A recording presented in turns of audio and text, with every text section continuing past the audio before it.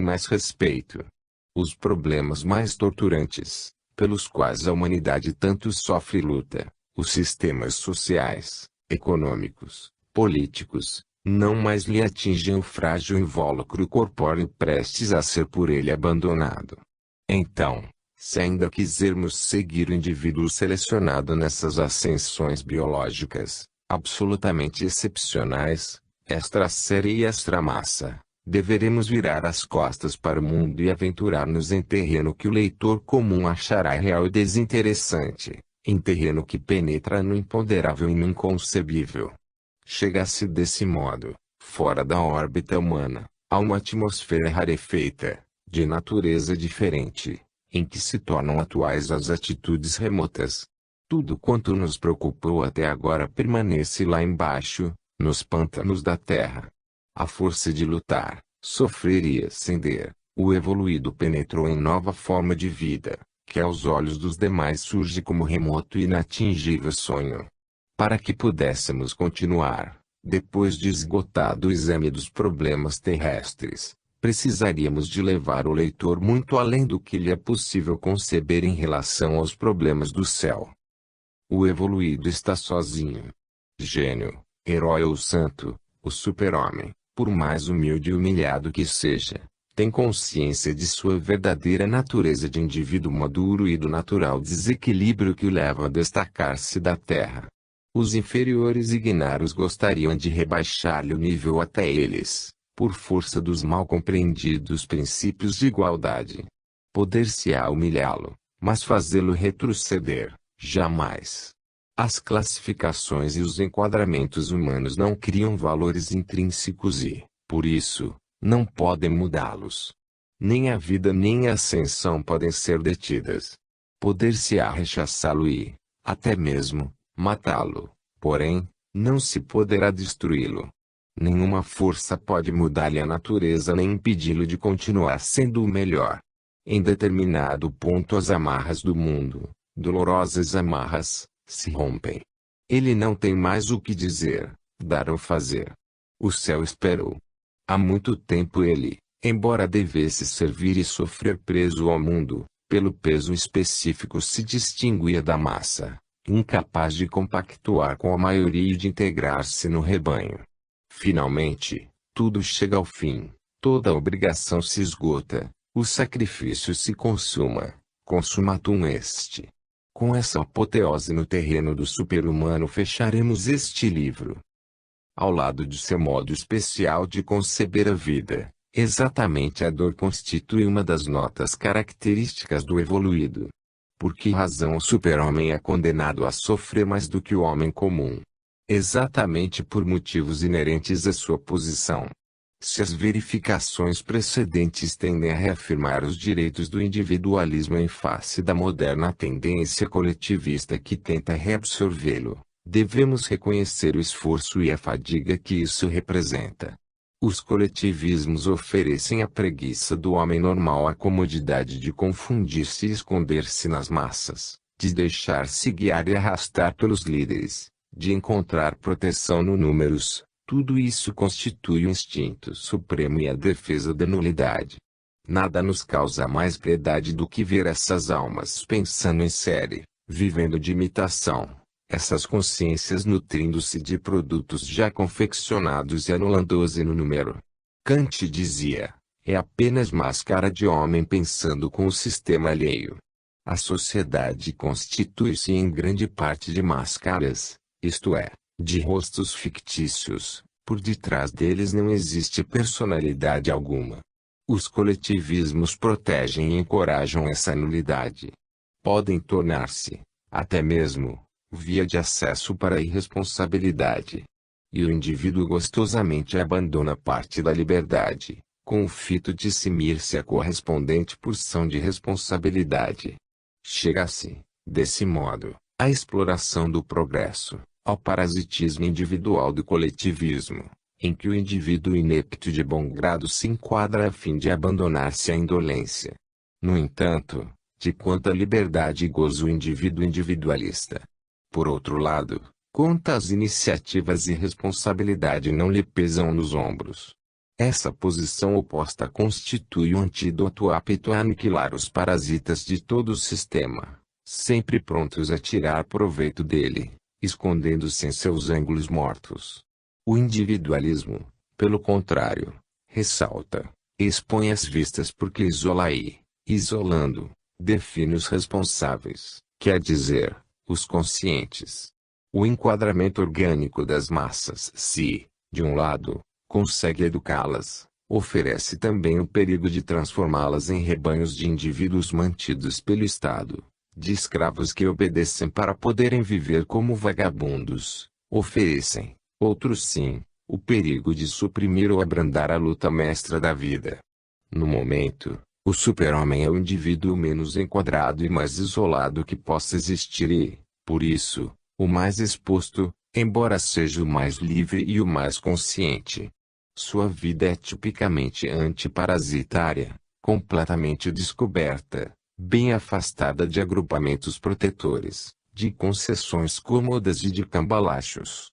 É a vida mais nobre e gloriosa, mais seletiva e criadora, mas também a que mais fatiga. Sua vida significa alta tensão levada ao espasmo, bem-estar material sacrificado à ideia, significa aborrecimento, luta, paixão, intensíssimo trabalho de construção biológica. Não lhe é lícito abastardar-se no rebanho. Tudo isso, se enriquece a vida, também a torna difícil e dolorosa. O evoluído não pode furtar-se ao trabalho, vivendo de imitação, nem resolver os problemas sem esforço, sem pensamento, sem risco e sem iniciativa, à custa de atos coletivos em série, abandonando-se à direção alheia, deixando-se ir à deriva. Não faz parte do número e o número protege. Consideremos agora outro fato. Seu utilitarismo é a longo prazo, o do involuído, pelo contrário, quer compensações próximas, imediatas. Por exemplo, observemo-lo em função de problema já tratado alhures, o problema da autoridade. O evoluído, orientando sua atividade segundo o plano orgânico do universo, concebe a autoridade como dever e como missão. O involuído, inorgânico, rebelde e egoísta, concebe-a tão somente como prêmio concedido ao mais forte, aí vencedor na luta pela vida. Parece-lhe natural o desfrutamento de toda posição de comando, como também natural lhe parece o esmagamento do vencido. Na luta pela vida no plano do involuído, a autoridade constitui atributo do vencedor, como a submissão é atributo do vencido. Ainda desconhece o conceito de justiça. O dependente é inferior, escravo, que deve ser calcado aos pés e explorado, e não pode ser considerado como indivíduo irmanado no mesmo organismo e que deve, por isso, receber educação e auxílio. Assim é que, através de compensação de equilíbrios, a autoridade raramente se apoia no amor de pai, mas se regula pelo temor, e o dependente, por isso, tem-na como inimiga natural. De fato, autoridade e subordinado, governo e súdito, são duas forças contrárias e complementares que reciprocamente se influenciam, se educam, se plasmam. Sem direitos, como o consideram, ao vencido não lhe resta senão sofrer e esperar ocasião propícia para rebelar-se, rechaçar a autoridade, por si em seu lugar, não para cumprir-lhe as obrigações, mas apenas desfrutar-lhe as vantagens. E assim por diante, cada um por sua vez. O evoluído não pensa desse modo. A sua psicologia, esses métodos e desfrutamento dessas posições repugnam extremamente. Seu utilitarismo é bem mais amplo e consciente paira sobre esses resultados efêmeros, imorais, mas imediatos. Para ele, todo encargo social não constitui afirmação e ampliação do eu, mas uma função, serviço. Manzoni demonstrou havê-lo entendido muito bem, quando escreveu: não é justa a autoridade de um homem sobre os demais, senão quando se exercita no interesse deles. Quando o evoluído respeita a autoridade, sem considerar-lhe o mérito, é porque abrange em sua concepção de autoridade, embora ela não corresponda à realidade dos fatos e isso signifique, da parte dele, apreciação moral superior a que essa autoridade merece. O evoluído não julga, respeita, não discute, obedece. Em face de autoridade exercida com espírito involuído, o máximo que o evoluído faz é manter-se em respeitoso absenteísmo, pois a isso constrange. Ao contrário, o involuído subestima a autoridade, discute, julga-a, tenta condená-la e, ao primeiro sinal de fraqueza, agride a fim de apossar-se de suas vantagens.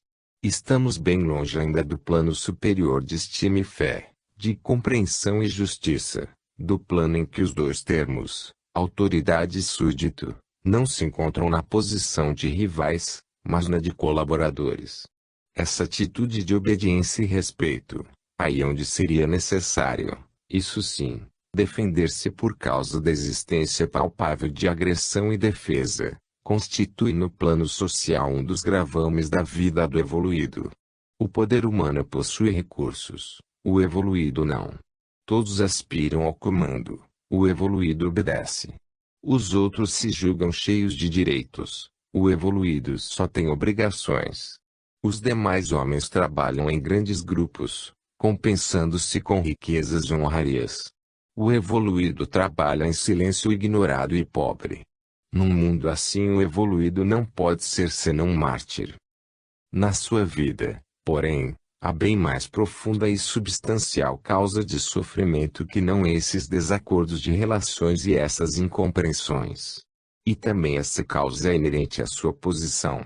Pelo menos neste mundo a dor constitui, sem dúvida, a nota fundamental da gênese no pomar da vida. Os frutos mais nutrientes ficam ao lado da sombra, mas entendamos, sombra segundo a matéria, luz segundo o espírito. Alegria não alimenta, a dor, sim, só ela corta, escava, plasma e torna maduro, transforma e renova. Em resumo, revela e cria. Alegria dura muito pouco, nos rouba as energias e nos deixa completamente vazios e adormentados. A alegria é dissipadora, a dor leva-nos de novo às fontes vitais, nos concentra e refaz as energias, e leva-nos o poder espiritual. A dor pode piorar os maus, mas sem dúvida melhora os bons. Em algumas vidas, a dor é incidental, episódica, fenômeno. Trata-se de primitivos. Noutras, a dor apresenta-se como plano fundamental que lhes dá sentido e valor, é estável, é fenômeno em profundidade. Trata-se, agora, de indivíduos maduros. A alegria constitui a experimentação dos inexperientes na vida, e primeira experimentação elementar e juvenil. É ingênua, cheia de simplicidade, espontânea. Quando, porém, a taça da alegria está cheia até as bordas, agora a lei de evolução nos proporciona experimentação bem mais profunda a fim de fazer-nos descobrir verdades mais recônditas e remotas, que ainda não podem ser reveladas aos primitivos. Quando o destino do evoluído se destaca da terra e dos destinos dos demais homens, então a dor aparece, como experiência dos maduros, senil, complexa e profunda, dos fortes e dos justos, como verdadeiro campo de ação do evoluído. Alegria é a atmosfera natural dos que há pouco começaram a viver, dos recém-chegados de graus inferiores de evolução. A dor é, por sua vez, o ambiente normal dos velhos que exauriram todas as experiências desta terra e, por isso, partem para mundos melhores.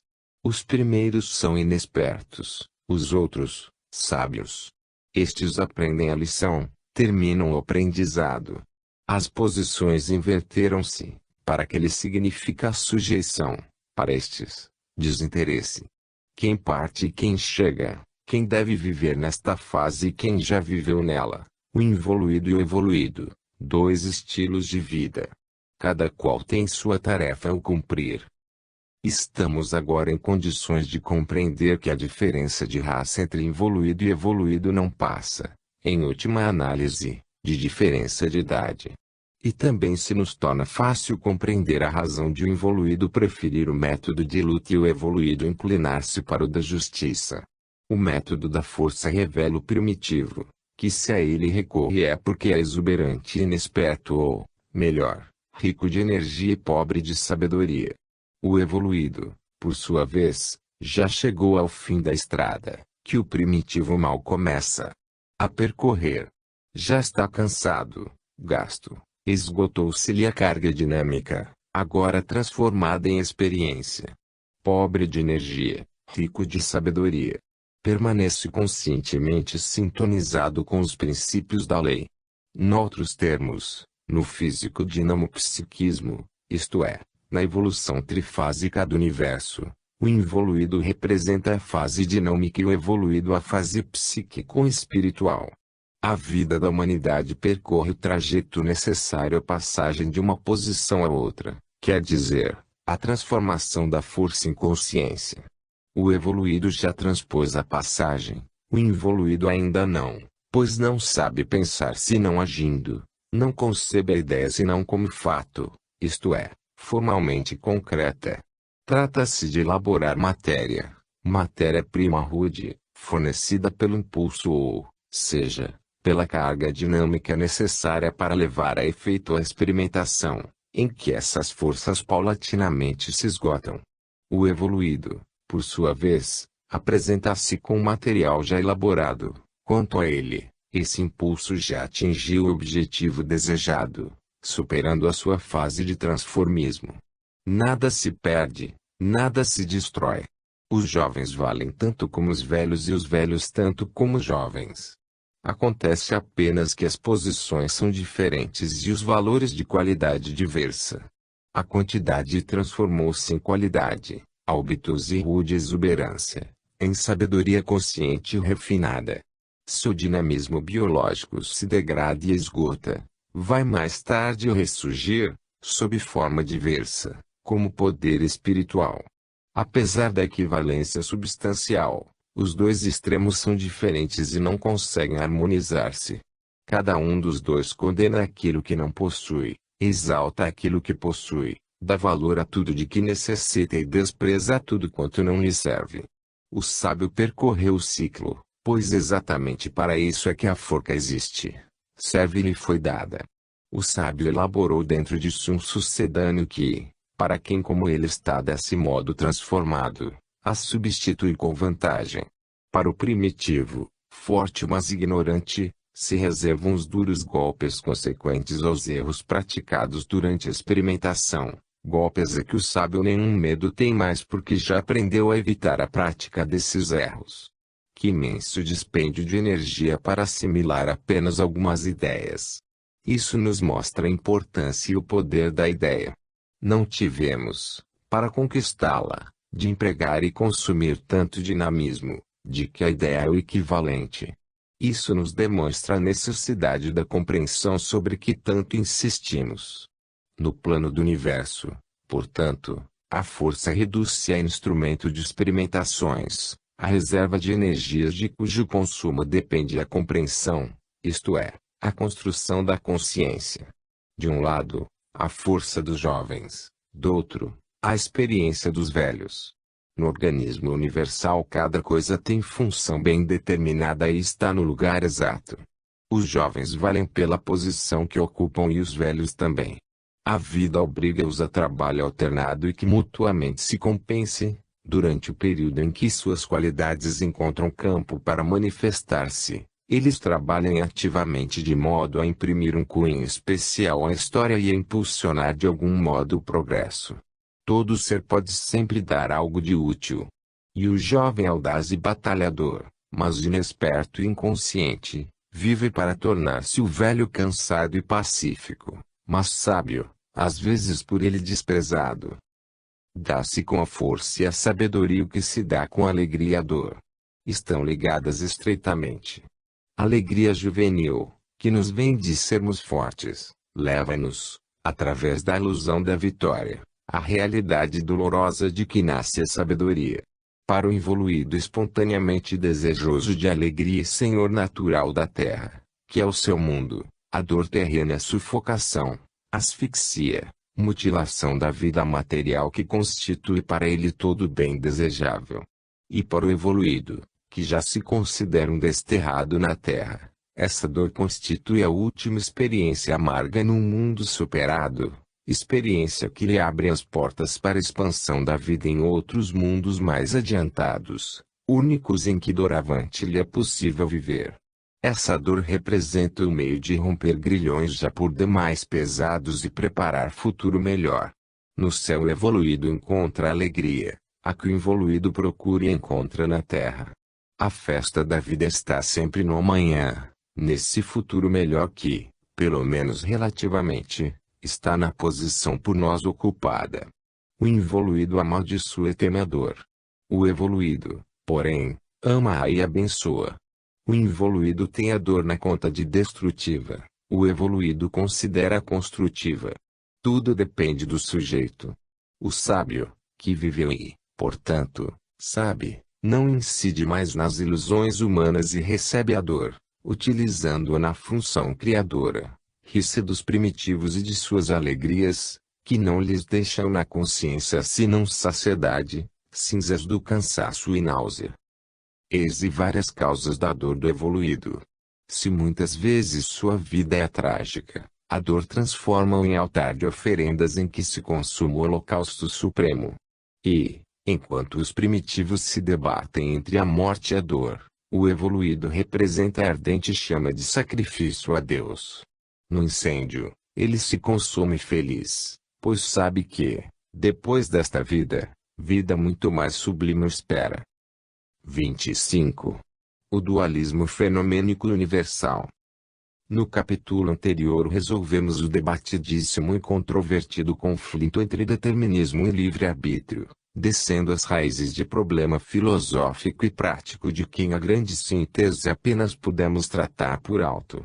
Agora descemos as particularidades, cuidamos dos pormenores, entregamo-nos à exposição completa desse problema, impossível de fazer naquele livro, destinado principalmente, como dissemos, a dar o rumo geral e o quadro orgânico de nossa problemática.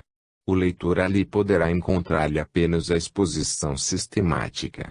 Vamos, mas sempre de acordo com o esquema de a grande síntese, deter-nos no exame de alguns pontos mais controvertidos, enriquecendo-os cada vez mais e aproximando-os da realidade da nossa vida.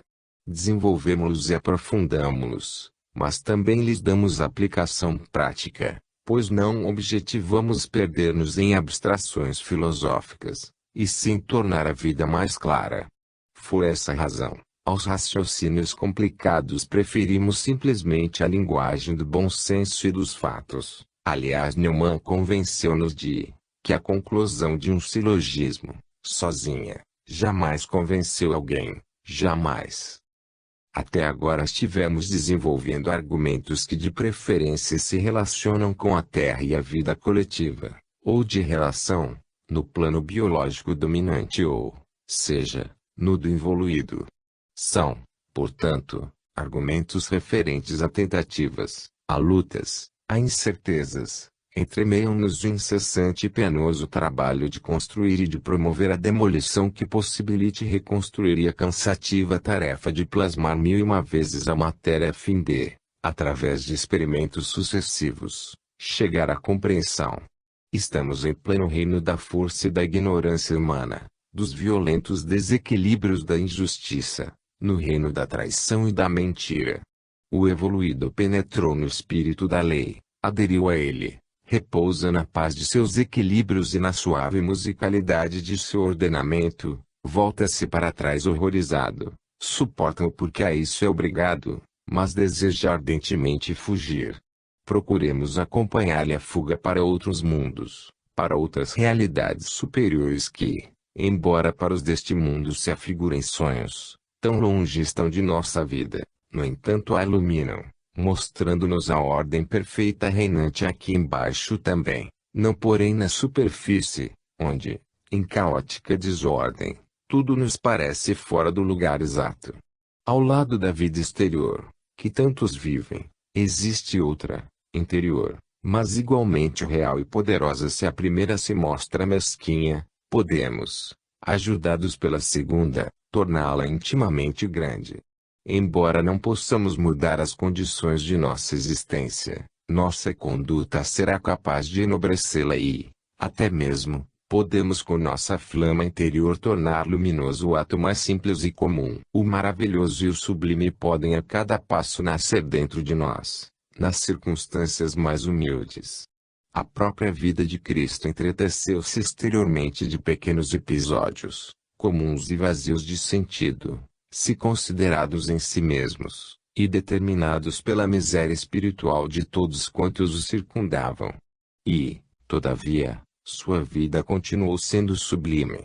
Nossa vida é exatamente igual ao que somos. O ambiente e as circunstâncias influem apenas na vida dos débeis, que não as dominam e, além disso, se deixam dominar por elas. Em face da miséria espiritual de tantas coisas mais importantes da vida passam despercebidas. Aí onde os indivíduos maduros veem e fremem de entusiasmo, os outros passam despercebidos de tudo, correndo no encalço de futilidades. Apenas quando possuímos grande alma e nos anima a grande paixão nos pomos no mesmo nível dos grandes acontecimentos da vida, aí, compreendamos-lhe o valor. Respondemos às vozes sublimes que vêm das profundezas do universo ilimitado, onde cada qual vê e aprende conforme a própria acuidade visual. Assim, as verdades correspondem às vistas, as capacidades, a evolução, variam desde as mais grosseiras e materiais até as mais refinadas e espirituais. Onde um sussurra e chora porque percebe a mão de Deus, aí mesmo outro sorri e despreza porque não percebe. Não compreende coisa alguma. Todos se abalançam a julgar. Quem, no entanto, acredita estar julgando as coisas, acusa e julga a si mesmo.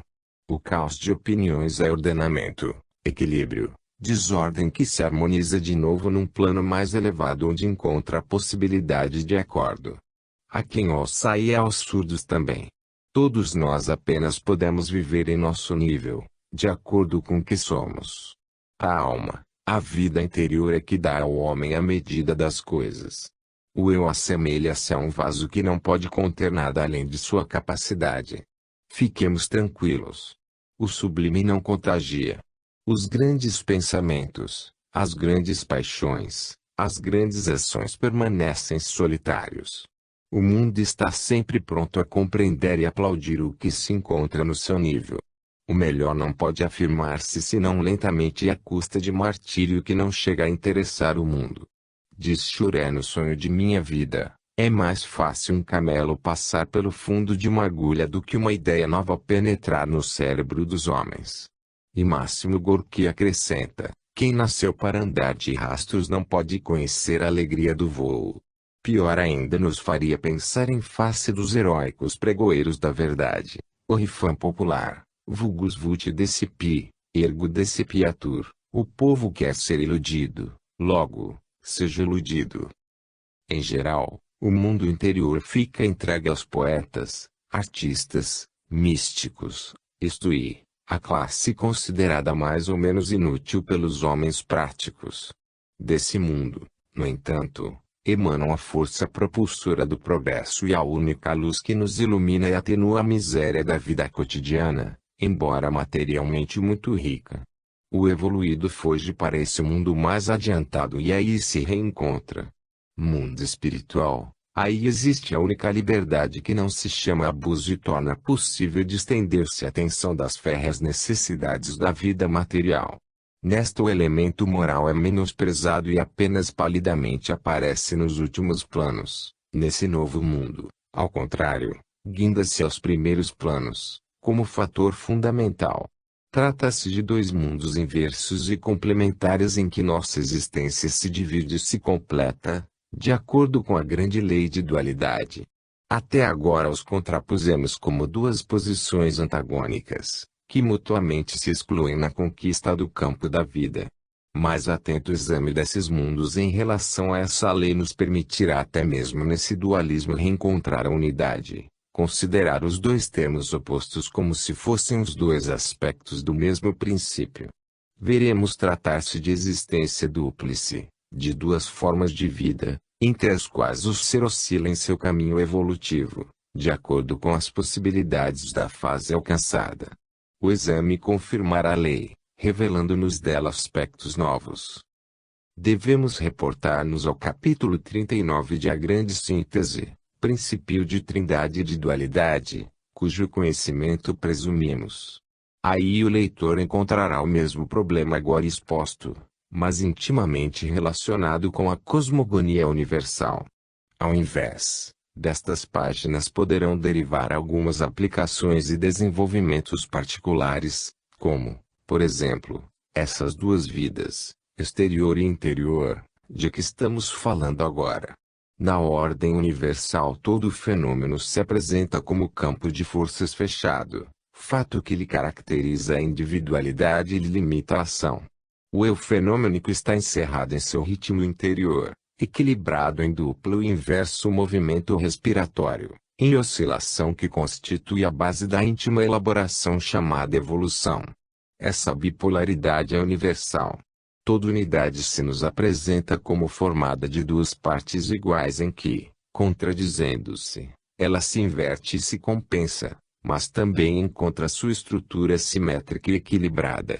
Esse vai-vem de forças antitéticas em campo fechado, essa correspondência de antíteses e simetria, de inversão e complementariedade, esse íntimo ritmo dualístico compõe a fisionomia que o pensamento e a vontade da lei imprimiram às individuações fenomênicas, quer dizer, significam estrutura orgânica e funcional. É o de que vamos tratar profundamente agora. O princípio de ordem, fundamental na lei, transforma o universo, desde o fenômeno máximo ao fenômeno mínimo, em sistema equilibrado, orientado, ritmado e periódico. Faz-nos, por isso, compreender e sentir a criação como fato fundamentalmente harmônico, rítmico, musical.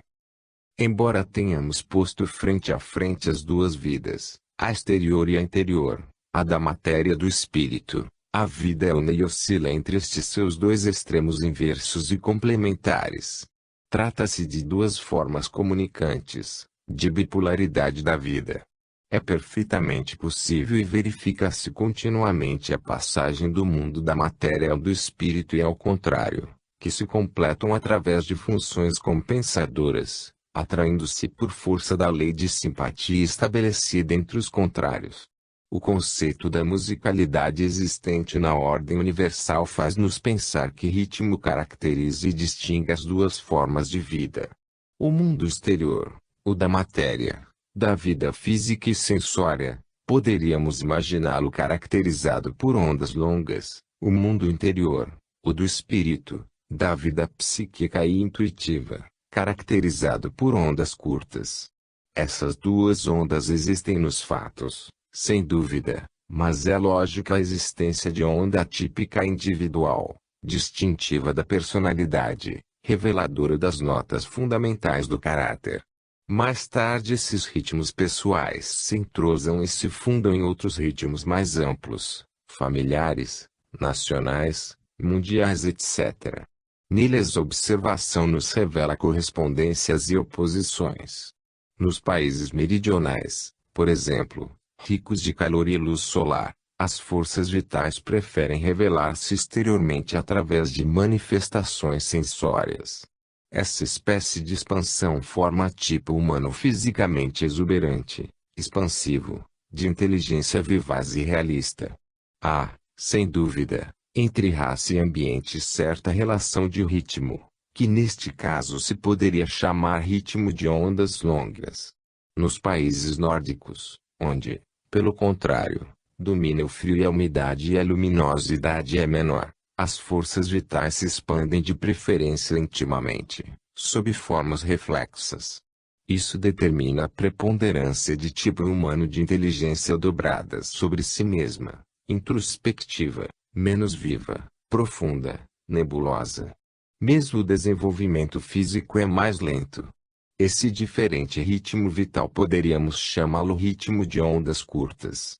É claro que com o passar do tempo os ritmos entre ambiente e indivíduos acabam por sintonizar-se, por viver simbioticamente. A coexistência, diríamos, mesmo, a coabitação, entrosa-os e harmoniza-os. A personalidade absorve e incorpora, fazendo o seu, o tipo de vibração dominante. Conserva-o e depois torna a irradiá-lo, como se o tivesse ela mesma produzido. A vida é sensível e tudo registra, assimila, devolve. Assim, as manifestações raciais são típicas e diferentes, de Verdi a Wagner, do catolicismo ao protestantismo, de Dante a Goethe.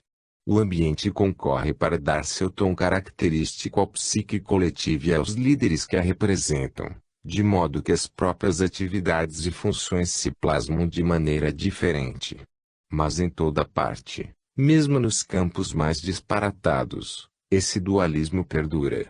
O pensamento da própria Igreja equilibrou-se entre a tese e a antítese, entre Pedro e Paulo, isto é, entre a corrente judaico-cristã de tipo particularista e a corrente greco-cristã de tipo universalista, como se equilibrou, mais tarde, entre Agostinho e Tomás, quer dizer, entre a corrente platônico-intuitiva e a corrente aristotélico-racional. O próprio mundo está dividido e, no entanto, unido entre os seus dois extremos ou, seja, entre a civilização ocidental, materialista, e a civilização oriental, preponderantemente espiritualista. Toda unidade fática se deve ao equilíbrio de duas metades, opostas e contrastantes. Por isso, não se pode falar que, de dois elementos postos em presença um do outro, este seja superior ou inferior àquele, ao contrário, como já dissemos, relativamente a jovens e a velhos, um tipo vale tanto quanto o outro. O dinamismo, em última análise o mesmo, assume formas diversas, mas substancialmente equivalentes. Enquanto num caso, ondas longas, se desenvolve como quantidade, no outro, ondas curtas, se desenvolve como qualidade, isto é, encontra-se sob a forma de potencial ou pressão. Já nos referimos neste volume, capítulo 9, das trevas à luz, à relação, aos efeitos dinâmicos entre amperagem e voltagem no campo da eletricidade, e entre volume e pressão, na mecânica dos líquidos. Reencontramos a inversão dos dois extremos no dualismo entre outras posições, como, por exemplo, luz e sombra, dia e noite, primavera e outono, equador e polos, verdade e erro, etc., pois não existe ser algum que não contenha essa oposição de ritmos contrários. Continuando a observar, verificamos correspondências ainda mais remotas e relações novas. O tipo espiritual, de expansão interior, aparece-nos também como de sintonização noturna, cf. O volume Asnoures, azul, lunar, hipersensual e supersensória, inimigo da ação, da matéria, da vida física animal. Esse tipo é esquivo, solitário, silencioso, sofredor, sensitivo, pacífico e, em relação ao mundo, negativo. É um não ser, relativamente a este último. Ao contrário, é um ser em face do imponderável, que é um não ser para os outros. Estes são constituídos pelo tipo material, de expansão exterior, de sintonização diurna, vermelha, solar, sensual e sensória, amiga da ação, da matéria, da vida física animal. Tipo audaz, sociável, bulhento, gozador, voluntarioso e agressivo, mostra-se positivo perante o mundo. Trata-se de atitudes relativas e opostas. Cada uma delas significa ou afirmação ou negação que se invertem relativamente à negação ou afirmação do outro termo. Trata-se de alta ou de baixa frequência. Em meio dos jejuns, das renúncias e dos sofrimentos, os santos estavam sempre absortos em contemplação, que é apenas visão interior. A espiritualidade, vida sutil de alta frequência e notas agudas, substitui a animalidade, vida vegetativa de baixa frequência e notas graves. O baixo potencial transformou-se em alto potencial, amperagem em voltagem, o volume em pressão, a vida grosseira dos sentidos na hipersensibilidade refinada. O mundo físico desmaterializa-se no imponderável. Os dois lados da vida continuam sempre opostos e complementares. Reencontramos aqui a mesma razão inversa observada entre força e sabedoria, entre alegria e dor, entre jovens e velhos. A exuberância vital dos primeiros reside na força e na alegria, na expansão física. A dos outros está na sabedoria, na dor, na expansão espiritual. As lutas, as fadigas, as conquistas, tudo é diferente. Os sentidos das projeções dinâmicas são diametralmente opostos. A vida oferece dois lados, opostos, em cuja complementariedade se completa, desse equilíbrio lhe advém a unidade perfeita. Todas as manifestações humanas adquirem essa colaboração diferente e passam de um para outro tipo. Uma pessoa gosta do que outra detesta, para uns é vida o que para outros representa a morte.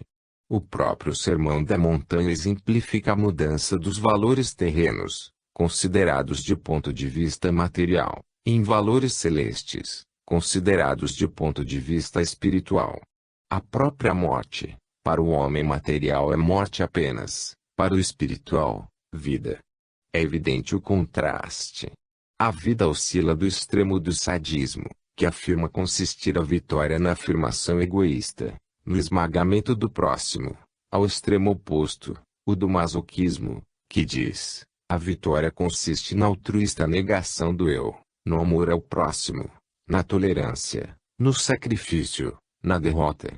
A evolução caminha amparada por ambos os impulsos. Perguntamo-nos, então, relativamente a esse dualismo, em que sentido caminha a evolução da vida? Para os indivíduos como para as famílias e os povos e, portanto, para a humanidade também, a vida caminha da juventude até a velhice, com todas as alterações de qualidade decorrentes dessa passagem. Essa passagem, aliás, significa inversão de características, exatamente porque é mudança de posição de um extremo ao outro. Por isso, a evolução da vida oscila entre o ritmo de ondas longas e o de ondas curtas, o baixo e o alto potencial, a quantidade e a qualidade, a baixa e a alta frequência. A evolução, portanto, nada muda a substância, mas somente a forma, e o que a torna possível é o ritmo interior, de frequência vibratória. A vida dos velhos não significa destruição, mas apenas inversão formal da vida dos jovens. As duas vidas, a espiritual e a material, são inversas e, portanto, antagônicas. O enfraquecimento ou atrofia de uma condiciona o desenvolvimento da outra. No sistema compensado e equilibrado da natureza, não pode haver hipertrofia sem a correspondente atrofia. Assim, verificamos constantemente existir relação inversa entre saúde física e vida espiritual, tanto assim que, quando a vida orgânica tende a enfraquecer-se, também tende a sensibilizar-se e a manifestar-se sob formas mais refinadas, em planos mais elevados. Por outro lado, em organismo fisicamente desenvolvido e exuberante, geralmente não cabe vida interior sutil e sublime. A trajetória da atividade física, em seu desenvolvimento, maturidade e decadência, não coincide com a trajetória da atividade psíquica que, quando o indivíduo evoluir ao ponto de possuí-la, se atrasa, isto é, floresce e definha muito depois da atividade corporal, como se necessitasse, para melhor desenvolver-se, da tensão dos processos da vida vegetativa. A maioria das obras-primas surgiram quando os autores tinham de 40 a 60 anos. A morte seria, então, o caso limite de máxima decadência física e de afirmação espiritual. A passagem completa de uma forma vital em ondas longas a outra em ondas curtas. As duas vidas são inversas e opostas. Durante a permanência na Terra verifica-se a oscilação entre uma e outra, conforme o poder adquirido pelo indivíduo em qualquer campo e de acordo, também, com o ritmo e o tipo de onda dominante em sua personalidade. Quanto ao evoluído, em que prepondera o desenvolvimento físico, não pode haver, sem dúvida, enfraquecimento orgânico capaz de revelar-nos espiritualidade nele inexistente. Mas, se a evolução houver suscitado, Não podemos pôr em dúvida que o enfraquecimento físico progressivo, o desgaste da vida de ondas longas favoreça a vida de ondas curtas. A vitória de uma só se torna possível com o enfraquecimento correspondente da outra. Em outras palavras, o enfraquecimento orgânico pode funcionar como revelador da personalidade rica e profunda, mas persistente.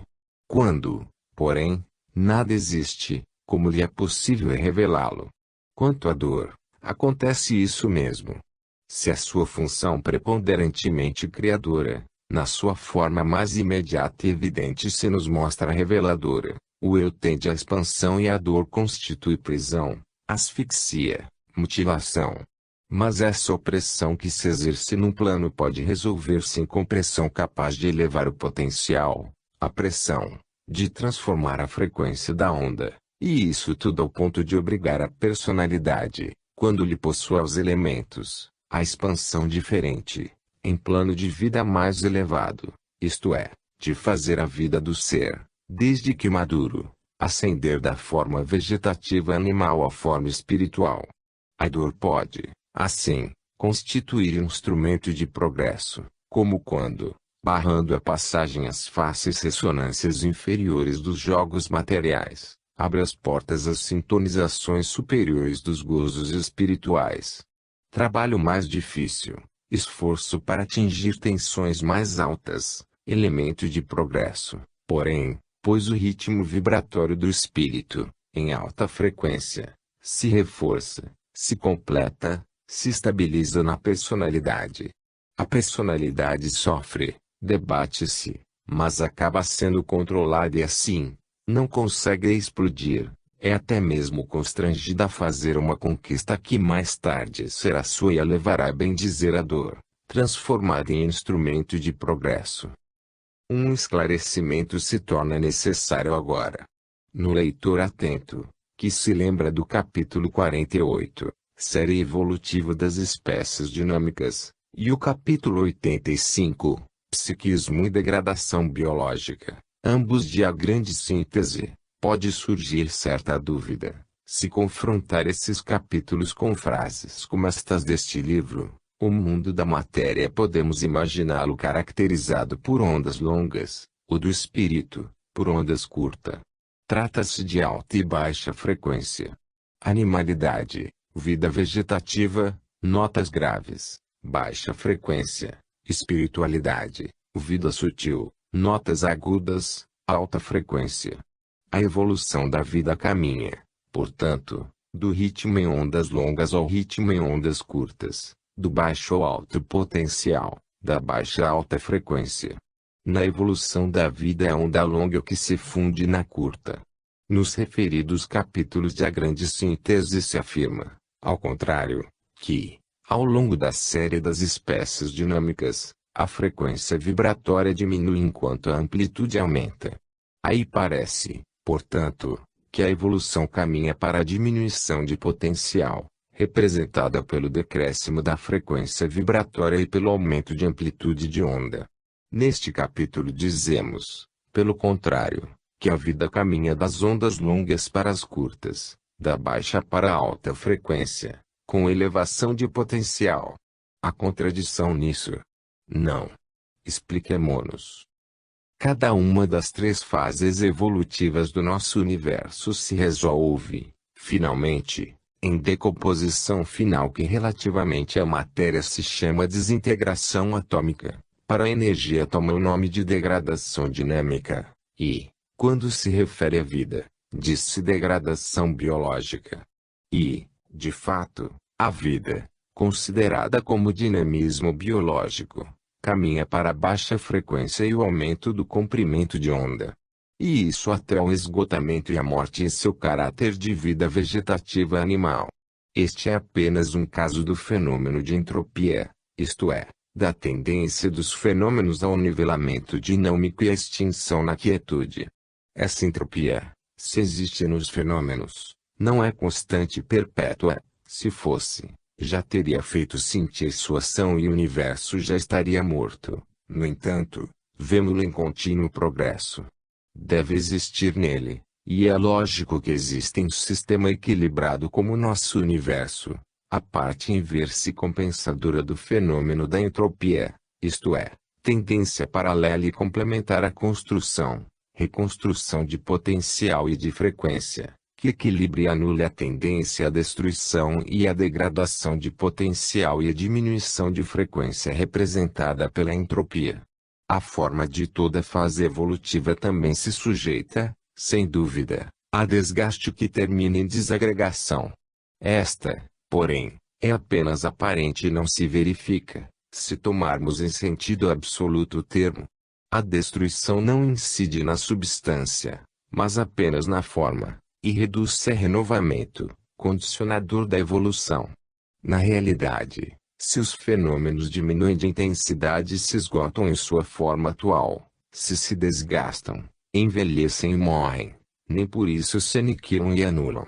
A substância de coisa alguma pode ser destruída, ressurge de outra maneira, e isso acontece exatamente como resultado da elaboração da fase precedente, em que a forma se degrada, mas a substância evolui, impregnando essa forma situada em plano mais elevado e igualmente real, embora ela escape aos nossos sentidos. Esta ressurreição, sob forma diversa, da substância imortal é que se encarrega da reconstituição do potencial, da alta frequência em ondas curtas.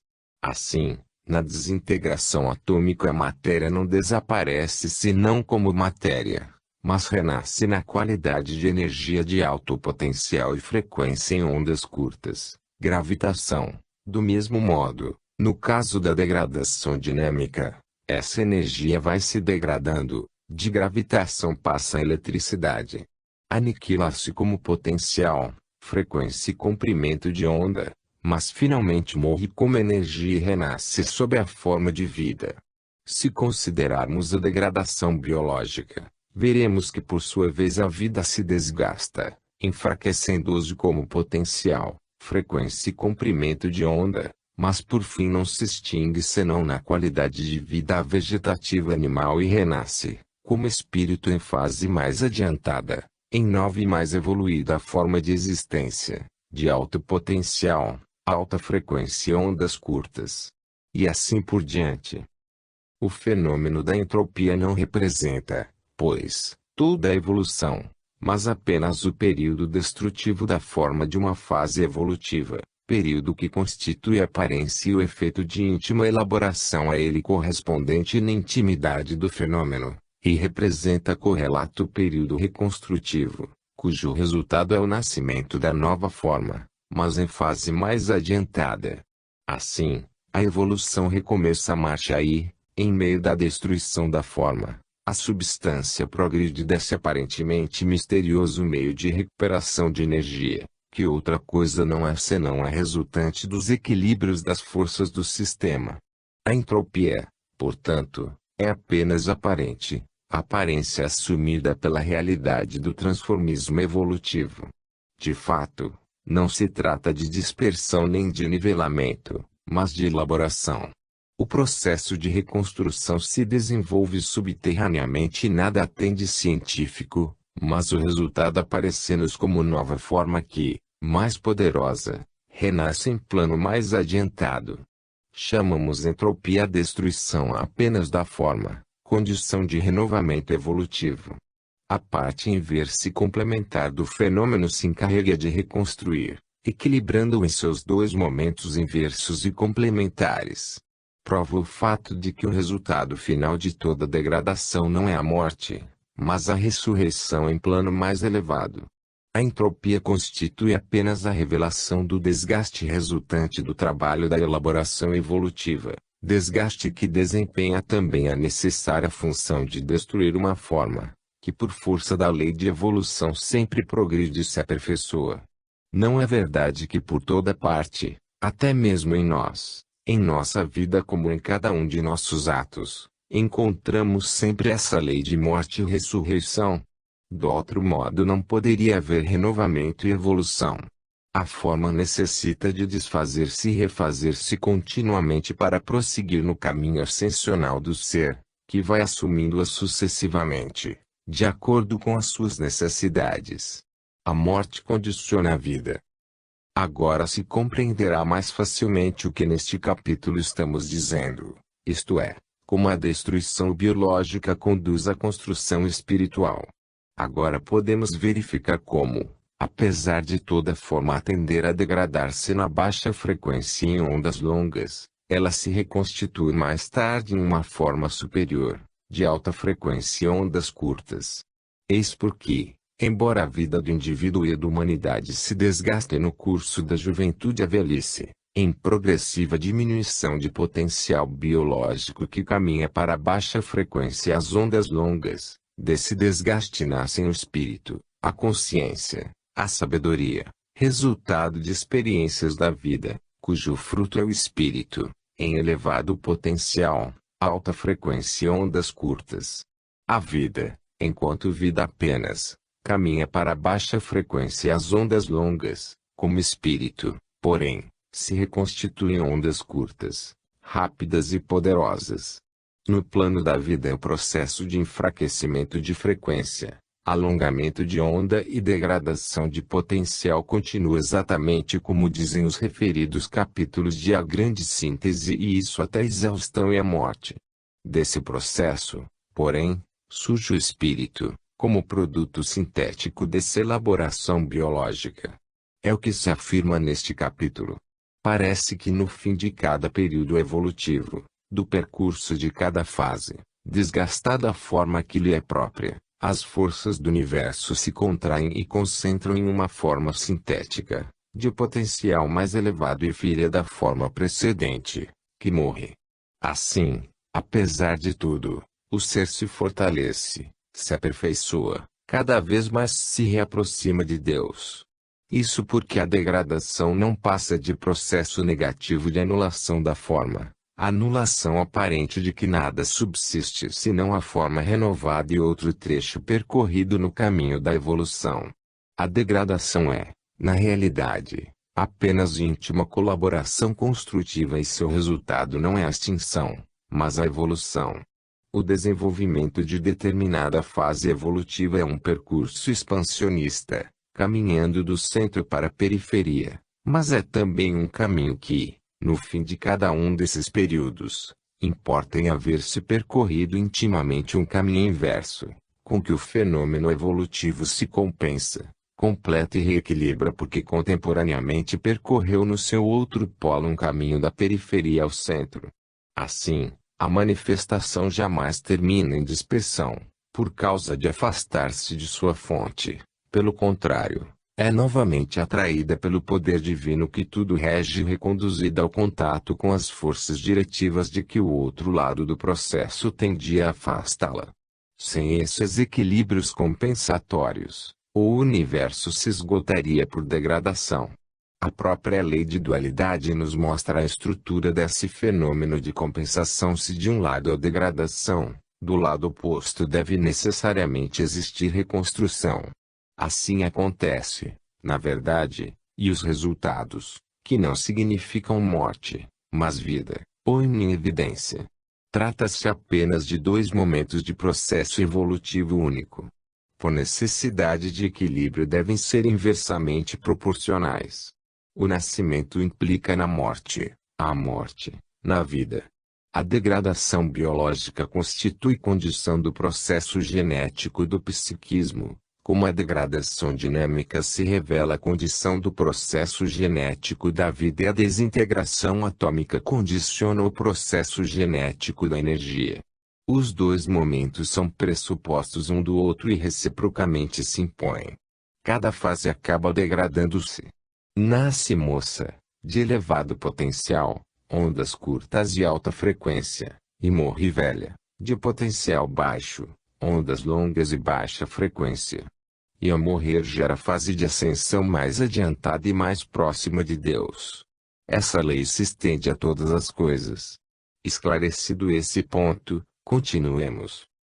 Quem a experimentou sabe muito bem que a vida espiritual, em que reside o futuro biológico, se caracteriza pela alta tensão. Sabe também que fadiga representa o ser constrangido a elevar o próprio potencial, habituar-se a vibrar em ondas curtas e em alta frequência. Exprimindo-se assim, procuramos dar a entender mais facilmente aquilo em que consiste a evolução, traduzindo em termos científicos o fenômeno de espiritualização que em geral não é entendido, lato sensu, como fenômeno biológico, mas apenas no caráter de fenômeno religioso. O ritmo vegetativo da animalidade